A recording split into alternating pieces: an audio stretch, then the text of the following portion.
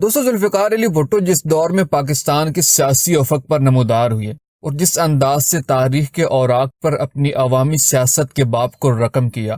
اس نے ان کی شخصیت کو متنازع بنا دیا تھا۔ ان کی زندگی میں لوگ ان کے خلاف اور حق میں متضاد رائے رکھتے تھے۔ آج جب وہ زندہ نہیں ہیں تو ان کی موت بھی ان کی شخصیت کی طرح متنازع حیثیت اختیار کر چکی ہے۔ دوستو سرکاری خبروں کے مطابق ذوالفقار علی بھٹو کو قتل کے الزام میں 3 اور 4 اپریل کی درمیانی رات 2 بجے راولپنڈی ڈسٹرکٹ جیل میں پھانسی دے دی گئی تھی، مگر ان کی موت کے ساتھ ہی ایسی کئی کہانیوں نے جنم لیا جو ہو سکتا ہے حقیقت پر مبنی ہے، اور اس وقوعے سے متعلق افراد کے بیانات نے اس معاملے کو مزید الجھا دیا کہ بھٹو کو قتل کیا گیا تھا یا پھانسی کے ذریعے ان کی موت واقع ہوئی۔ ان کے سیاسی جنم کی طرح ان کی موت کا حکم نامہ بھی غیر معمولی تھا۔ اس وقت کے home secretary Punjab mister S K Mahmood نے بھٹو کی پھانسی کے لیے جیل خانہ جات کے صوبائی محکمہ کو جو حکم نامہ بھجوایا وہ مندرجہ ذیل تھا۔ موت کی سزا پانے والے مسٹر ذوالفقار علی بھٹو ولد شاہ نواز بھٹو کو 4 اپریل کو صبح 2 بجے پھانسی دی جائے، اور جو قوانین صبح 2 بجے پھانسی دینے سے منع کرتے ہیں ان کو معطل کیا جاتا ہے۔ ضیاء حکومت کے اعلان کے مطابق ان کو احکامات کے مطابق پھانسی دی گئی تھی، جبکہ بعض لوگوں کا خیال ہے کہ پھانسی سے قبل ان پر اتنا تشدد کیا گیا تھا کہ ان کی موت واقع ہو گئی۔ یہ موقف صرف ان کے رشتہ داروں اور حامیوں کا ہی نہیں تھا، بلکہ بہت سے غیر جانبدار ذرائع نے بھی اس طرح کے خدشات کا اظہار کیا۔ دوستو بھٹو کی موت کے بعد ڈیلی ٹیلی گراف کے اسلام آباد کے نمائندے کی جو رپورٹ شائع ہوئی، اس میں لکھا تھا کہ میں نے گزشتہ ہفتوں کے دوران ملک کی جن ممتاز شخصیتوں سے ملاقات کی، وہ اس بات سے متفق تھے کہ اس روز سپیر جیل میں کچھ گڑبڑ ضرور ہوئی تھی۔ یہ یقین کیا جاتا ہے کہ بھٹو پر تشدد کیا گیا تھا۔ ان کی کوشش تھی کہ بھٹو سے اس جرم کا اعتراف کرایا جائے جس کی سزا کے طور پر ان کو پھانسی دی جانی تھی۔ یہ دعویٰ کیا جاتا ہے کہ ان کی یہ کوشش کامیاب نہیں ہوئی، لیکن جب ان کو پھانسی دینے کے لیے پھانسی کے تختہ پر لے جایا گیا تو وہ نیم جان ہو چکے تھے۔ اسی طرح کی ایک اور رپورٹ جو ڈیلی ایکسپریس لندن میں کیا بھٹو کو پھانسی ان کی موت پر پردہ ڈالنے کے لیے دی گئی، اس عنوان سے 21 مئی 1979 میں چھپی۔ رابرٹ ایڈیسن اپنی اس خصوصی رپورٹ میں لکھتا ہے کہ جنرل ضیاء نے فوجی افسران کو حکم دیا تھا کہ بھٹو کے مرنے سے پہلے ان سے تحریری اقبال جرم حاصل کیا جائے۔ مسٹر بھٹو سے یہ اعترافی جرم کرایا جانا تھا کہ انہوں نے اپنے سیاسی مخالف کے قتل کا حکم دیا تھا، لیکن بھٹو مسلسل اس بات سے انکار کرتے رہے۔ آخرکار 2 ٹھوکریں جان لیوا ثابت ہوئیں اور اپنی جان سے ہاتھ دھو بیٹھے۔ جبکہ ایک سابق فوجی افسر میجر افتخار احمد نے لندن میں کہا تھا کہ راولپنڈی جیل کے افسران نے بھٹو کے اہل خاندان کو خطوط لکھے تھے۔ ان خطوط میں ان افسران نے یہ لکھا تھا کہ 3 اپریل کی رات کو 10 بجے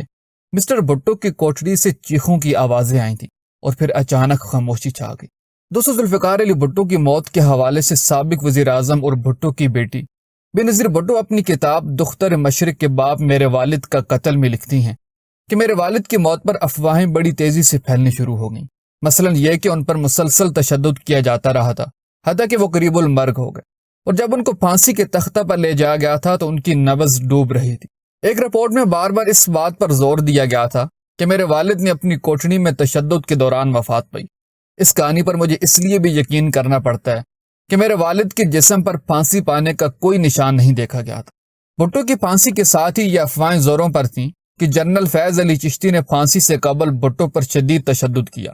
جبکہ جنرل چشتی کی جانب سے اس افواہ کو جنرل ضیاء کی حکمت عملی قرار دیا جا رہا ہے، اور جو جواز اس بات کو رد کرنے میں پیش کرتے ہیں وہ کسی طور پر عقل تسلیم کرنے کو تیار نہیں ہوتی۔ جبکہ پھانسی کے موقع پر موجود فوجی اور جیل حکام کے بیانات میں واضح تضاد پایا جاتا ہے۔ تقریباً تمام احباب جن میں کرنل رفیع، جنرل ارباب جہاں زیب، مجید قریشی اور جنرل چشتی کے بیانات سے ایک بات جو واضح ہے کہ بھٹو کو اسٹریچر پر ڈال کر پھانسی گھاٹ تک لے جایا گیا، جبکہ صادق جعفری کو انٹرویو دیتے ہوئے انہوں نے اس حقیقت کا بھی اقرار کیا کہ بھٹو بالکل نارمل تھے۔ دوسری طرف جیل کے بعض ملازمین کے مطابق 3 اپریل کی رات ایک فوجی ہیلی کاپٹر جیل کے باہر یا اندر اترا، جس کے بارے میں ریکارڈ پر کوئی تفصیل نہیں ملتی کہ اس میں کون آیا تھا، جبکہ جنرل چشتی کی وضاحت کے مطابق وہ اس رات راولپنڈی میں موجود نہیں تھے۔ اس رات مارشل لاء کا کوئی افسر ہی ہیلی کاپٹر پر جیل میں آ سکتا تھا،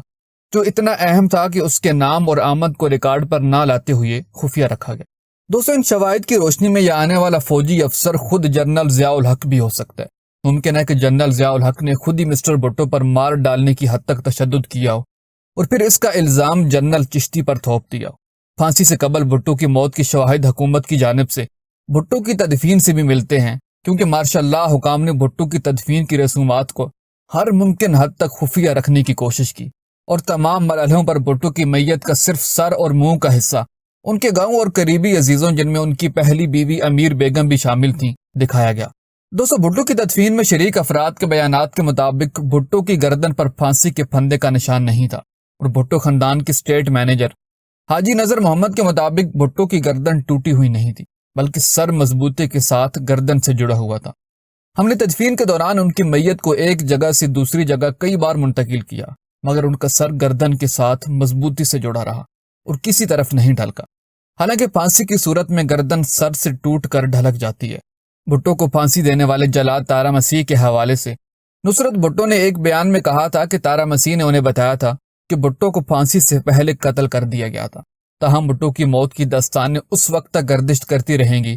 جب تک ان کی موت کی غیر جانبدارانہ طریقے سے تحقیقات نہیں کی جاتی، اور عوام بہت سے دوسرے سیاسی قتلوں کی طرح بھٹو کے قتل یا پھانسی کے پس پردہ حقائق کے بارے میں نہیں جان سکیں گے۔